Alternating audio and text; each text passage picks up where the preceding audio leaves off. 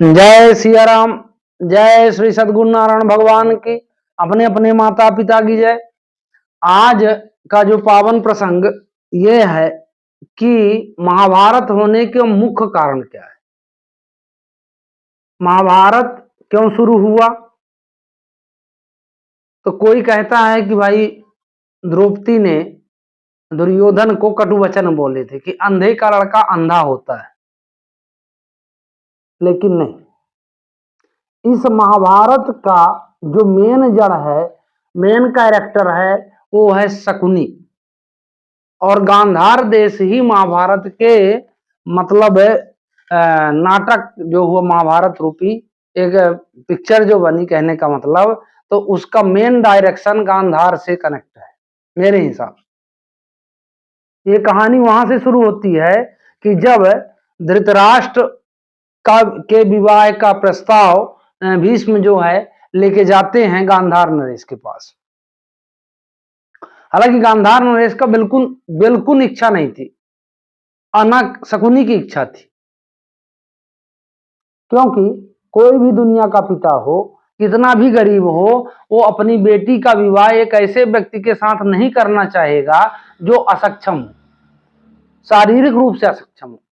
धृतराष्ट्र जन्मांध थे, लेकिन प्रस्ताव ऐसा व्यक्ति लेके गया कि जिसका मान लीजिए, चाहे इज्जत मान लीजिए, चाहे डर मान लीजिए, चाहे दहशत मान लीजिए, चाहे कुछ भी मान लीजिए, उसके सामने इंकार करना मतलब देवताओं के बस में नहीं था। इंसान तो छोड़ दो, चाहे आप सम्मान की दृष्टि में ले लो और चाहे पराक्रमशीलता की दृष्टि में ले लो। अब गांधार नरेश के दिमाग में यह बात आई कि अगर मैं मना करता हूं तो भीष्म है, पूरा गांधार पलट देंगे, और अगर हां करता हूं तो बेटी का भविष्य खराब होता है। लेकिन अगर मैं हां करूंगा तो मात्र बेटी बस का भविष्य खराब होगा, अगर ना करता हूं तो हो सकता है पूरा गांधार नष्ट हो जाए। तो इस डर की वजह से उन्होंने हां कर दिया। गांधारी भी प्रभावित थी, भाई क्यों, चलो मैं उनके भीष्म से बहुत अच्छे आदमी, उनके बात नहीं काटना चाहिए, इसलिए प्रभावित थी, उसने भी हां कर दी। लेकिन कहीं ना कहीं गांधार नरेश और गांधार नरेश के पुत्र शकुनी के मन में ये बात खटक रही थी कि मेरी बहन का विवाह है अंधे के साथ हो रहा है, तो भी दबाव में हो रहा है। गांधारी चली गई। गांधारी ने ऐसा मुगंध ले लिया कि भाई मेरा पति अगर नहीं देखता तो मैं भी इस संसार को नहीं देखूंगी। उसने आंख में पट्टी बांध ली। यहां कहते हैं कि जब गांधार नरेश की मृत्यु का समय आया, उसने शकुनी को बुलाया और बड़े प्रेम पूर्वक भाव से कहा कि मेरी आत्मा को उस दिन मुक्ति मिलेगी जिस दिन तुम हस्तिनापुर का नाश कर दोगे, धृतराष्ट्र के वंश का नाश कर दोगे, जिस प्रकार मेरी बेटी की जिंदगी का नाश उन्होंने कर दिया। इस कहानी में आपको कई सीख मिलेगी, है ना। फिर राष्ट्र में सीख की चर्चा ना करेंगे, पहले कहानी हो जाए। अब तो उसने कहा कि मैं इतना सक्षम नहीं हूं, क्योंकि हस्तिनापुर में भीष्म, गुरु द्रोणाचार्य, कृपाचार्य, अश्वत्थामा जैसे महारथी हैं, जिनके सामने यमराज भी हार जाएंगे, मैं तो इंसान हूं। उसने कहा देखो, कुटिलता से जीवन में हर चीज जीती जा सकती है, और तुमको सामने से युद्ध नहीं करना है, दिमाग से युद्ध करना है। उसने कहा कैसा? बोले कि जब मेरे शरीर को आग देना और मेरी जो हड्डी बचेगी उसके तुम पांसे बना लेना, और तो मैं हमेशा तुम्हारी विजय कराऊंगा, क्योंकि एक पिता हमेशा चाहेगा उसका पुत्र जीते। तो जो शकुनी का पांसा था, वो कहते हैं कि उसके पिता के रीढ़ की हड्डी का पांसा था, इसलिए शकुनी जहां फेंक देता था, 4-2 जो भी कहते वही पढ़ते। अब शकुनी उस पांसे को लेकर हस्तिनापुर पहुंचता है। अब उसके मन में यह भाव था कि मुझे इनका नाश करना है। वो तो ये था कि सोने पे सुहागा वाली बात कि हाँ, द्रौपदी ने दुर्योधन को कह दिया कंधे का लड़का अंधा होता है, और ये भी भाई कुटिल तो था वो दुर्योधन। और कलयुग का साक्षात मतलब जो कलयुग के जितने अवगुण वाले साक्षात स्वरूप होते हैं, उसका बिल्कुल पूरा आप उसको वो मान सकते हो आकार। अब उसके मन में ये बात तो चल रही थी कि द्रौपदी को मुझे मतलब अपमानित करना ही करना है, और वो भी कैसे। यहाँ शकुनी भी दिमाग चला के चल रहा था कि मुझे हस्तिनापुर से बदला लेना ही लेना है, वो भी कैसे।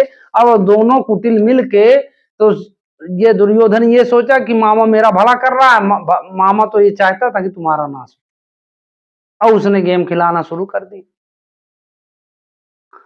अब एक इसमें आपको यह लगेगा कि भाई राजा युधिष्ठिर जैसा व्यक्ति जो कि धर्मराज के अवतार हैं, उन्होंने मतलब पांसे जैसा, जबकि वो जानते हैं कि पाप है पांसा खेलना, जुआ खेलना, है ना, तो जुए जैसे पाप कर्म को स्वीकार कैसे कर लिया,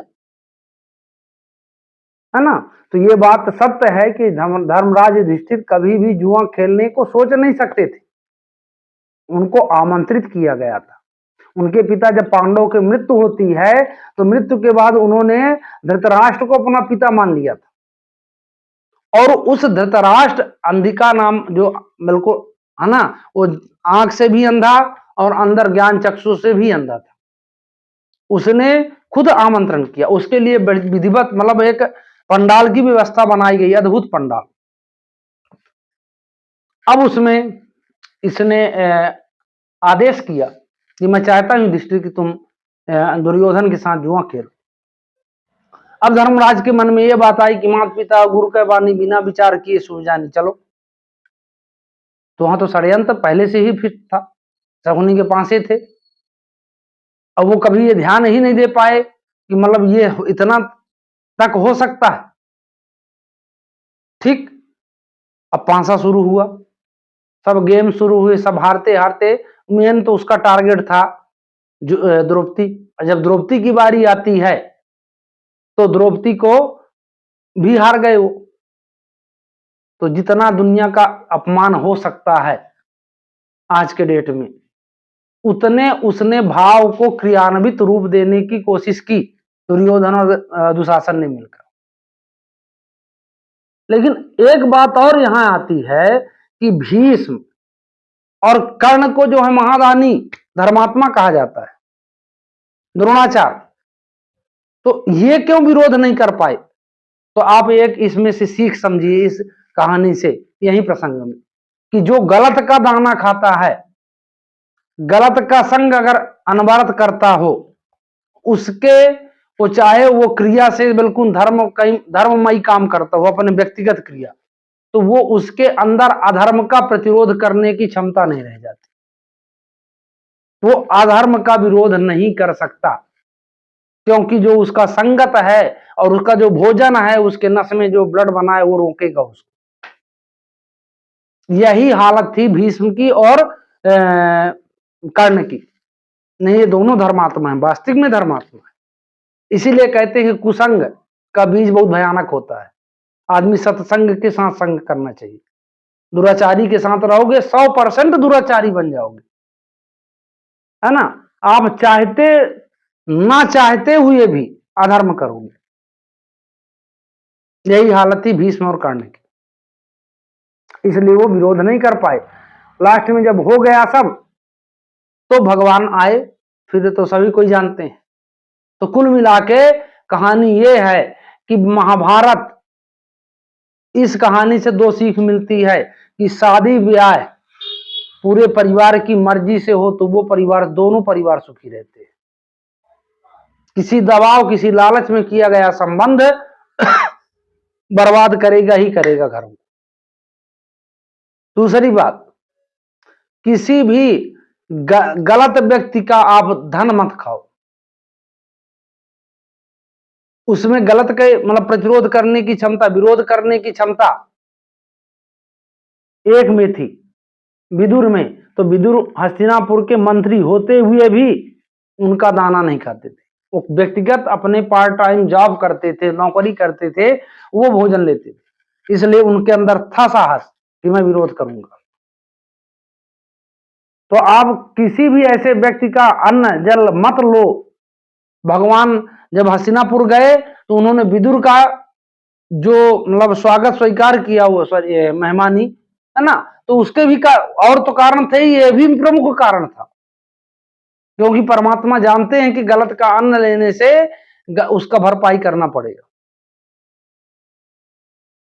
तो दूसरी सीख क्या मिली हमको कि गलत कितना भी प्रिय हो, चाहे वो राजा ही क्यों ना हो, उसका आप संगत छोड़ दो, क्योंकि उसका विनाश तो 100% होना ही होना है ना। हस्तिनापुर जैसे सम्राट, जहां की मतलब ऐसे ऐसे योद्धा की जो यमराज को पराजित करने का ताकत तजुर्बा रखते थे, उनका विनाश हो गया। ये गलत के संगत का असर है, वहां से तत्काल छोड़ देना चाहिए, वहां का अन्न जल ग्रहण मत करो। तीसरी बात, जब किसी स्त्री को आप गंदी नजर से देखोगे तो आपका विनाश 100% होगा, आप चाहे कितने भी पावरफुल हो। ये 100% है। अगर आप देखते हो उसको मतलब अपने कुभाव दृष्टि में, तो आपका नाश होना ही होना है, उसमें कोई दुराचारी मतलब किंतु परंतु की बात नहीं। चौथी बात, किसी को अपशब्द मत कहो। अगर अपशब्द कहते हो तो उसका परिणाम परमात्मा आपको जरूर लौटा के देगा। द्रौपदी की साड़ी खींचने के दौरान भगवान पहले भी आके खड़े हो जाते, लेकिन द्रौपदी को भी सजा देनी थी। किस बात की? उसने कहा था कि अंधे का लड़का अंधा होता है, उस बात की सजा उसको मिलना था। वो अपमान जो उसने सहा, वो अपमान भगवान ने उसको भी दिया। द्रौपदी को भले चाहे परम प्रिय है, द्रौपदी बहुत परम प्रिय है भगवान, लेकिन फिर भी उन्होंने सजा दी, लो ये भी पहले तुम भोगो। तो किसी को कटु वचन मत बोलो, जब भी बोलो तो अच्छा बोलो।